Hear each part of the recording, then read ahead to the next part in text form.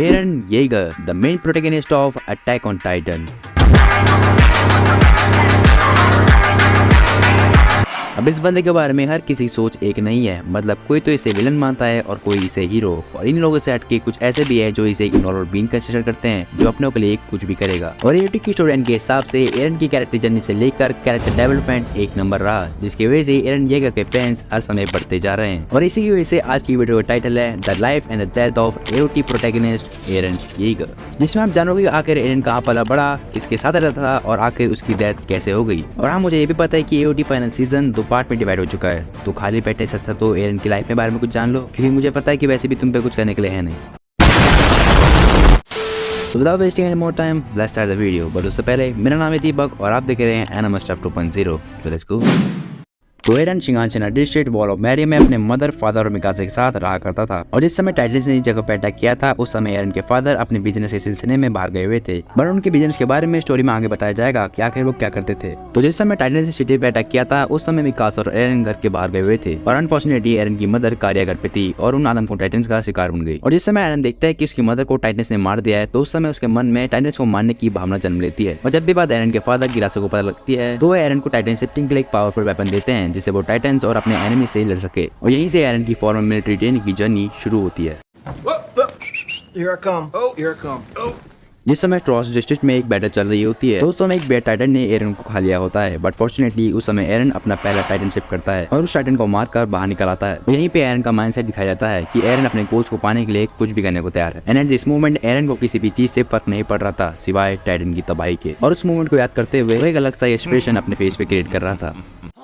पता लगा लिया, सब कुछ पता लगा लिया, मैंने अपने दिमाग का इस्तेमाल करके सब कुछ पता लगा लिया। उसी दिन फर्स्ट की एपिसोड में पहली बार एक फीमेल टाइटन की अपीयरेंस हुई थी, जिसके एक्शन से बिल्कुल भी नहीं लग रहा था कि वो कोई ऑर्डिनरी टाइटन है। एंड यहीं पे काफी लोगों को लगा कि इस टाइटन के पास भी एरन की जैसी पावर्स हैं, जिसकी वजह से टाइटन शिफ्टिंग के ओरिजिन में काफी ज्यादा सस्पेंस क्रिएट हो गया था। और टाइटन शिफ्टिंग के बारे में किसी को कुछ भी पता नहीं होता है कि आखिर ये पावर्स आती तो आती कहां से हैं। और इन्हीं सबके बीच में वो फीमेल टाइटन वहां से भाग जाती है, जिससे वो रह से वहीं पे बंद पड़ जाता है। बट सीजन फर्स्ट के फाइनल एपिसोड में दिखाया जाता है कि वो फीमेल टाइटन और कोई नहीं एनी लियोनार्ड होती है। अब एरन इसके बाद वॉर तो जीत जाता है, बट उसके मन में एक चीज स्ट्राइक करती है कि दोस्तों के बीच में कुछ ऐसे लोग भी हैं जो कि रियल एनिमीज हैं।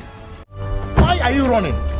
Why are you running? Attack on Titan season 2 में शायद काफी बड़े प्लॉट ट्विस्ट हुए और काफी सारी मिस्ट्रीज भी सॉल्व हुई, क्योंकि इसी समय पता लगता है कि रेनर और बर्थरोल ही टाइटन शिफ्टिंग वॉरियर्स हैं जो कि दूसरी कंट्री से हैं, जिनको एरन और उसकी पावर्स को लाने के लिए भेजा था। और उस समय एरन रेनर को कहने की कोशिश करता है कि जो भी तुम कह रहे हो वो शायद एक बहुत बुरा मजाक है, बट वो ऐसा नहीं कहता। लेकिन अनफॉर्चुनेटली रेनर अपनी पावर को गलती से रिवील कर देता है और रेनर और बर्थरोल टाइटन्स में बदल जाते हैं और एरन और यामीरी को सक्सेसफुली पकड़ भी लेते हैं। अब इन सब के बीच में एरन के दिमाग में एक और चीज स्ट्राइक करती है। वो सोचता है कि कहीं ना कहीं इस वॉल के पीछे एक ऐसी कम्युनिटी या फिर लोग रहते हैं जो कि इस दुनिया से शांति को मिटाने के लिए कुछ भी करने को तैयार है। और जब एरन उन टाइटन से बीच में से बच जाता है, तो उसके मन में टाइटन के प्रति काफी ज्यादा हेट डेवलप हो जाती है। और रेनर और बर्थरोल से लड़ने के बाद उसे पता लग जाता है कि उसके आने वाले एनिमीज कौन कौन हो सकते हैं। ठीक है भाई, ओके भाई, ठीक है भाई, मैं चलता हूँ। Okay okay bye, okay bye.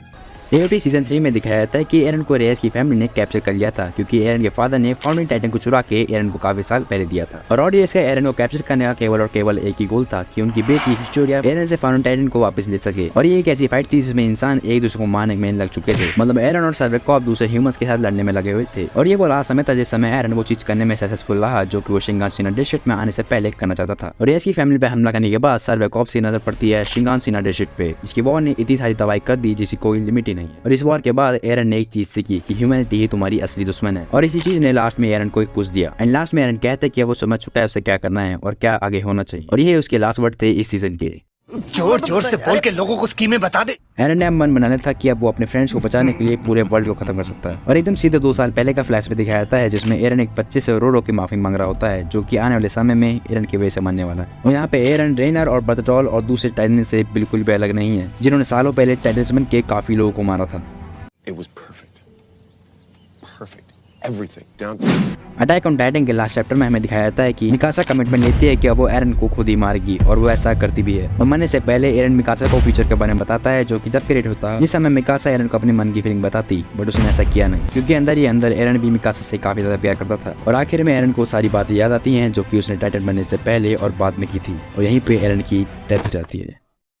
सो अब एओटी तो यहाँ पे एरन की डेथ के साथ खत्म हो जाता है, बट एओटी और एरन के फैंस यहाँ पे काफी ज्यादा दुखी हो गए होंगे और शायद कुछ तो रोने भी लग गए होंगे। बट एट द एंड एरन मेरे लिए तो एनिमे हिस्ट्री का one of the favourite character बन चुका है, जो कि अपने फ्रेंड्स और फैमिली को बचाने के लिए कुछ भी कर सकता है। और इसी बात पे एरन ने यहाँ पे सारे के सारे व्यूअर्स का दिल भी जीत लिया है। सो मांगा फैंस को तो इसकी एंडिंग पता होगी, बट एनिमेशन देखने वाले लोगों के लिए तो यहाँ पे काफी ज्यादा स्पॉइल हो चुका है। बट उस पार्ट से तो मैंने आपको पहले ही बता दी थी कि वहाँ पे स्पॉइल होने वाला है। बट अगर एनिमेशन फैंस ने वीडियो यहाँ तक देखी है तो शायद वो एरन की ट्रू फैंस होंगे, क्योंकि इसी पे एनिमे को इतना लंबा समय देखने के बाद स्पॉइल कर देना केवल और केवल एक ट्रू फैन की निशानी है। सो हाँ, आज की वीडियो यहाँ पे खत्म होती है। सो मैं मिलता हूँ आपको अगली बार एक नए टॉपिक के साथ। मेरा नाम है दीपक और आप देख रहे थे anime stuff 2.0। So bye bye, bye the subscriber अगर बनना तो।